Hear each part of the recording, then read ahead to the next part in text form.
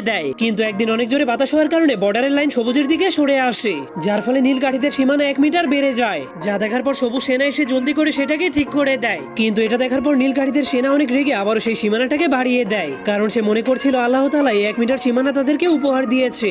এজন্য সে অনেক রেগে সেই সীমানাটাকে নেওয়ার জন্য সবুজ কাঠিটার সাথে লড়াই করতে করতে তার কোমর ভেঙে দেয়, যার কারণে সবুজ কাঠিটা নিজের জীবন বাঁচানোর জন্য হামাগুড়ি দিয়ে সেখান থেকে পালাতে শুরু করে দেয়। তখন এই সুযোগটাকে কাজে লাগিয়ে নীল কাঠিটা তাদের সীমানাকে আরো 3 মিটার বাড়িয়ে দেয়। ঠিক তখনই সবুজ সেনাবাহিনীরা এসে তাকে মেরে ফেলে, এরপর নিজেদের সীমানাকে 20 মিটার বাড়িয়ে দেয়। এজন্য নীল সেনাবাহিনীর অনেক বড় একটা দল এসে তাদের উপর আক্রমণ করে দেয়, যার ফলে তাদের দুই দলের মধ্যে ভয়ঙ্কর একটা যুদ্ধ শুরু হয়ে যায়। ঠিক তখন একটা নীল সৈনিক ভয়ঙ্কর একটা মেশিন গান দিয়ে তাদেরকে উড়িয়ে দিতে শুরু করে। এজন্য সবুজ সেনাবাহিনীর একটা ট্যাঙ্কের মাধ্যমে তাদের সবাইকে পিষে ফেলতে শুরু করে। কিন্তু তখনই নীল সৈনিকেরা ব্যারিকেড দিয়ে তাদের ট্যাঙ্কটাকে থামিয়ে দেয়। কিন্তু এরপর তারা দেখতে পায় সামনে কোটি কোটি সবুজ সৈনিকেরা তাদের দেশটাকে দখল করার জন্য আসতে শুরু করেছে।